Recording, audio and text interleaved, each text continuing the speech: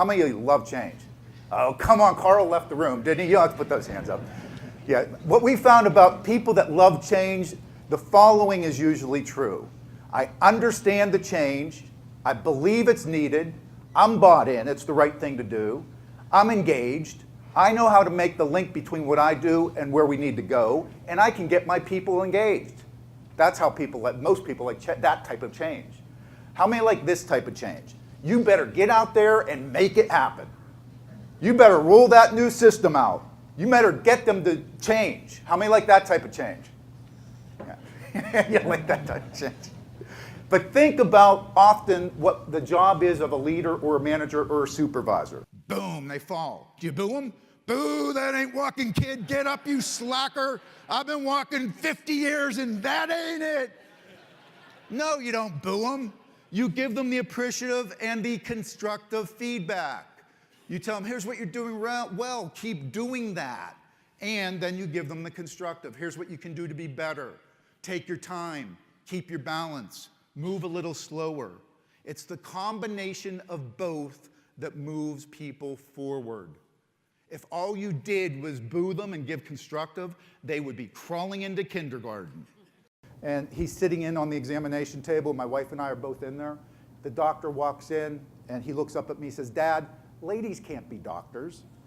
I said, he didn't get that from me. I said, Nick, women can do anything they want to do. And his response was, oh, okay. That belief shifted instantaneously on better information. The only reason I tell those two stories is every one of us in this room, you have beliefs about you that reside on both ends of that continuum.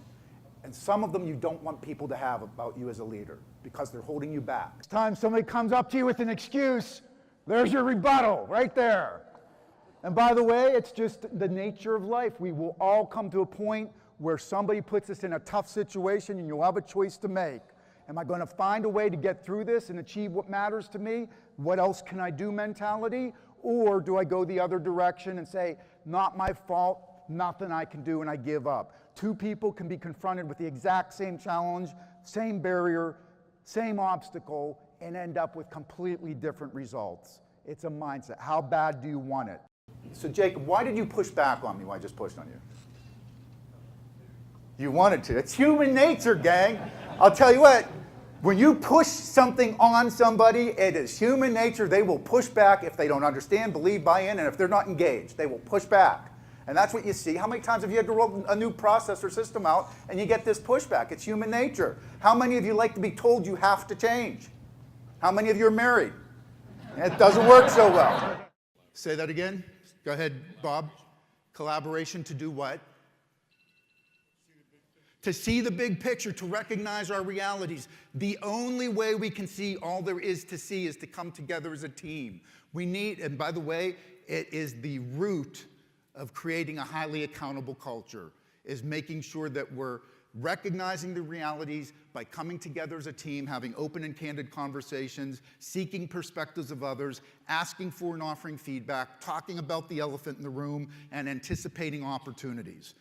Seeing your reality has more to do with our ears than it does with our eyes.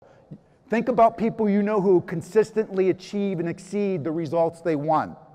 They're always up here with that mindset of what else do I need to do to get the result I want.